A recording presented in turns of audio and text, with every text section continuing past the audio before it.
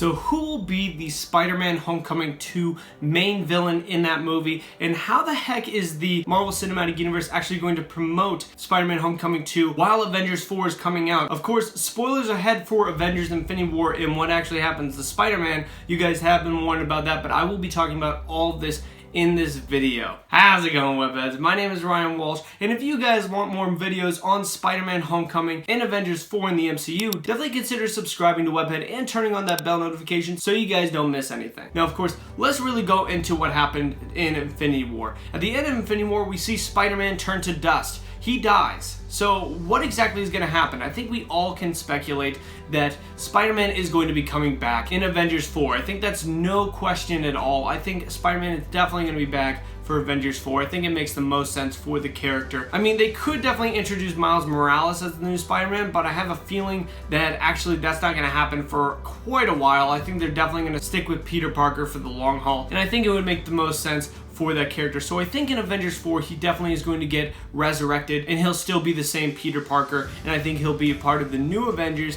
and I have a feeling that his Spider-Man Homecoming 2 movie is going to be a really big movie for the MCU, since it's the very next movie after Avengers 4, and Avengers 4 is supposed to completely redo the entire MCU. It's going to be completely different MCU after Avengers 4. Also, how the heck is Spider-Man Homecoming 2 actually going to get marketed when Avengers 4 only comes out a couple months before the release of Spider-Man Homecoming 2?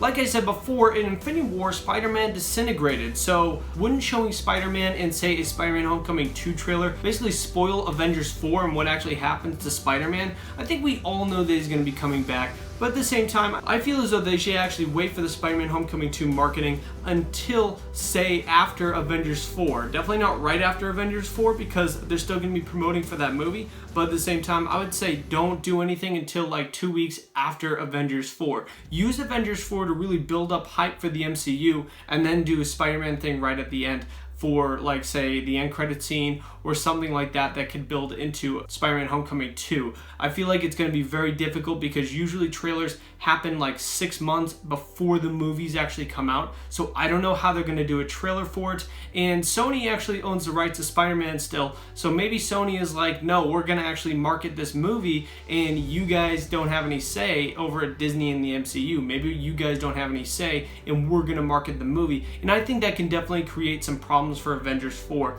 So I personally don't know how they're going to handle that. So I think Spider-Man Homecoming 2 is going to be a big deal, and Kevin Feige has come out and said that actually Spider-Man Homecoming 2 is actually kind of like the Captain America Civil War for Phase 4 going forward and the MCU going forward. So I think there will be a lot of heroes that are in Spider-Man Homecoming 2. And this movie is actually supposed to take place all around the world. Spider-Man will be going to different countries in this movie. So who exactly could be the best fit for Spider-Man going to different countries? I personally have a couple opinions on this, and I really just think there's 3 villains that would be perfect for this. I personally think that the Green Goblin would be a great one for this. And when I say the Green Goblin, I mean Norman Osborn, of course, the classic Green Goblin. And I have a feeling that he'd be a really good fit for this because he is actually a corporate man, first and foremost. Norman Osborn runs Oscorp. I think they could definitely introduce all of Oscorp. If, say, Oscorp bought the Avengers Tower after Tony Stark sold it in Homecoming, I think that it would actually be a really cool follow-up for the next Homecoming movie to actually have Oscorp absorb that Avengers Tower building. And I think that'd be a really cool thing for the franchise, and really it makes sense for Oscorp to actually be in Manhattan.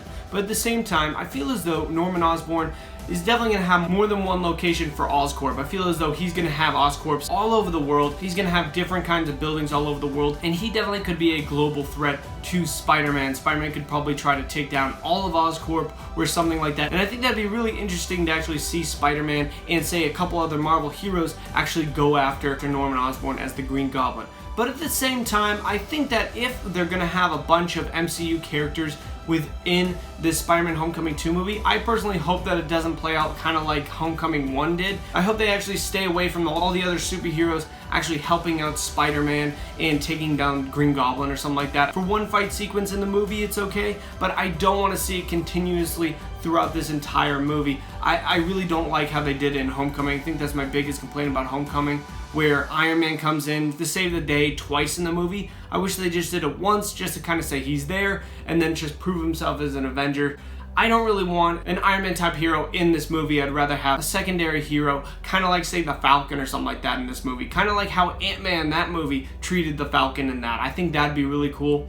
But at the same time, I really just want to see Green Goblin in this movie. I think he'd be an awesome choice. Next is really Mysterio. The reason I chose Mysterio is that Marvel always wants to do a different villain with these Spider-Man movies. That's why they chose the Vulture. The Vulture hadn't been done before. And of course, they probably want to do a different villain. So say Norman Osborn has already been done. I think they could definitely move on and do a different character, like, say, Mysterio. Mysterio could be, like, say, a magician or something like that, that could be traveling around, or just be a global show where it's like the best magician or magic tricks or sorcery in the entire world, and he's just traveling around. And of course, there's definitely something going on other than just him being a magician and doing his shows. He could be manipulating people or something like that. I don't know. He could be doing something crazy, and I think that Mysterio could be a definitely fit for this movie. But I had to say at number one, definitely my first pick for this is going to be Kraven the Hunter. I think Kraven the Hunter is the best pick for this movie because Spider-Man could be going around to different parts of the world trying to, say, fix things that happen in Avengers 4, but at the same time, he could be hunted by Kraven the Hunter. And of course, he doesn't want to go home because, say, he could go and kill Aunt May, or he could go and kill somebody else that he actually cares about. And now that he's an Avenger, he's probably traveling around the world being this big-time Avenger, and he's probably getting tracked down by Kraven the Hunter. I think he would make the most sense for this movie. I definitely think he'd be a great villain because Kraven, once again, like Mysterio, hasn't been done before. Spider-Man fans, including myself, want to see Kraven the Hunter done on screen. I think he'd be a great villain to do. But guys, if you like this video, definitely consider checking out the 2 MCU videos I have right below me. Definitely consider subscribing right over here to Webhead so you guys can keep up to date with all my latest videos on Spider-Man Homecoming 2 and Avengers 4 going forward. But guys, thank you very much for watching. I really do appreciate it. Bye-bye.